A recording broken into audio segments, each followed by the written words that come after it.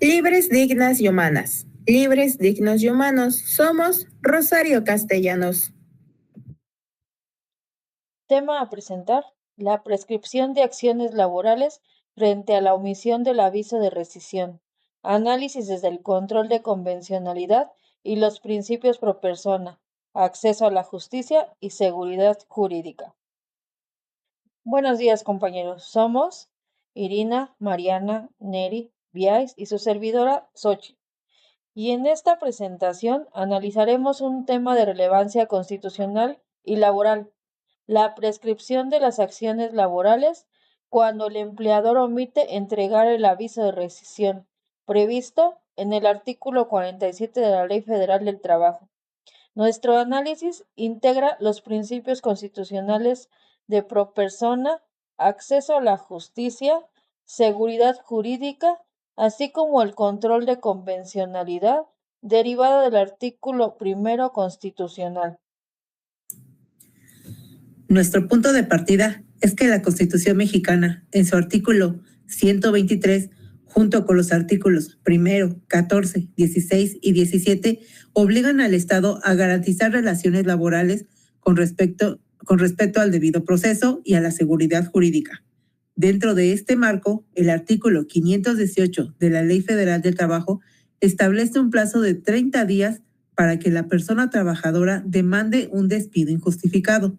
Sin embargo, este plazo genera conflictos cuando el patrón incumple su deber de entregar el aviso de rescisión. Para ilustrar este problema, retomamos el caso de María, trabajadora despedida verbalmente por Botanas del Sol S.A.D.C.B., sin recibir el aviso escrito que la ley exige. Esto provoca incertidumbre respecto a la fecha exacta del despido, a las causas invocadas y al inicio del cómputo del plazo de prescripción.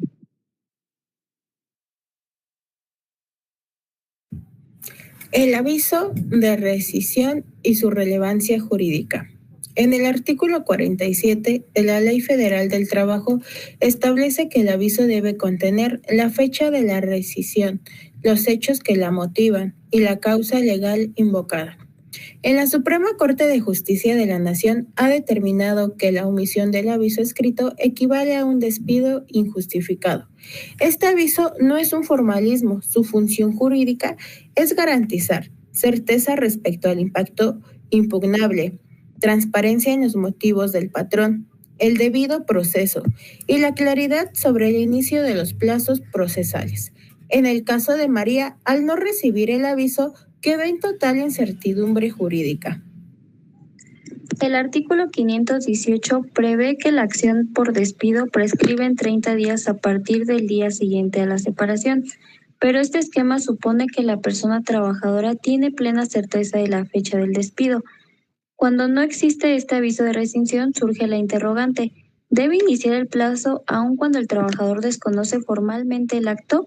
La postura regida sostiene que la separación material es suficiente. Sin embargo, esta interpretación beneficia al patrón incumplido y perjudica al trabajador, contrario a la naturaleza protectora del derecho del trabajo. Principio pro persona. El artículo 1 constitucional ordena interpretar las normas de la manera más favorable a la persona, especialmente en materia laboral, donde existe una relación estructural de desigualdad. Aplicar este principio implica que el plazo de prescripción no debe iniciar si el trabajador carece de certeza jurídica, sobre todo cuando esa incertidumbre deriva del incumplimiento patronal. El artículo 17 constitucional garantiza el acceso pleno y efectivo a la justicia. Para ejercer este derecho, la persona necesita conocer con precisión el acto que impugnará, sus motivos y el momento en que ocurrió. Sin aviso escrito, no se conoce con exactitud la fecha de despido, no se saben las causas alegadas y se corre el riesgo de que prescriba una acción que la persona podía ejercer de forma informada. Esto vulnera el debido proceso en el artículo 14, la fundamentación y motivación del artículo 16 y el acceso a la justicia del artículo 17. Y la seguridad jurídica implica que todas las personas conozcan con claridad el acto y la manera en que afecta sus derechos y la forma de defenderse, ya que el aviso de rescisión es el mecanismo diseñado por la ley para proporcionar esa certeza. Y si el jefe o el patrón no cumple con esta obligación, la trabajadora quedará en estado de indefensión, ya que esto permite que el plazo prescriba sin aviso y se contradice directamente con el contenido constitucional. El artículo primero constitucional obliga a las autoridades a interpretar las normas internas conforme a los tratados internacionales, entre ellos la Convención Americana sobre Derechos Humanos, el Pacto Internacional de Derechos Civiles y Políticos y las normas de la Organización Internacional del Trabajo. Estos instrumentos reconocen que el derecho a un recurso efectivo y la tutela judicial, la prohibición de cargas procesales desproporcionadas y la obligación de evitar formalismos que afecten a la parte más débil. Con base en este control de convencionalidad, el plazo del artículo 518 debe suspenderse o ajustarse cuando la incertidumbre proviene de la omisión del empleador. La Suprema Corte reconoce el principio jurídico según el cual nadie puede beneficiarse de su propio incumplimiento. Si la ley exige un aviso escrito y el patrón no lo entrega, no puede invocar esa omisión para provocar la prescripción de la acción laboral. Ello sería legitimar prácticas contrarias a los derechos laborales. En el caso de María, fue despedida verbalmente, no recibió aviso escrito, no tuvo claridad sobre su situación laboral y de manera razonable creyó en el plazo que no había iniciado. La pérdida de su derecho derivó únicamente de la omisión del patrón, lo cual resulta incompatible con la Constitución, los principios pro persona, el control de convencionalidad y la naturaleza protectora del derecho laboral. Por ello, en este caso la prescripción no debió correr, o al menos debió computarse hasta que existiera certeza jurídica.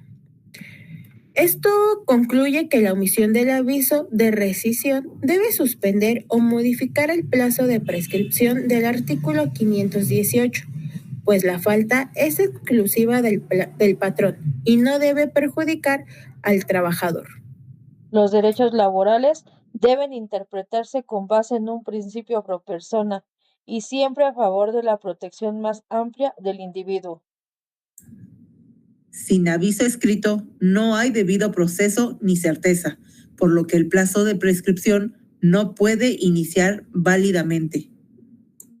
Permitir la prescripción en estas condiciones hace ilusorio el acceso a la justicia y viola obligaciones convencionales del Estado.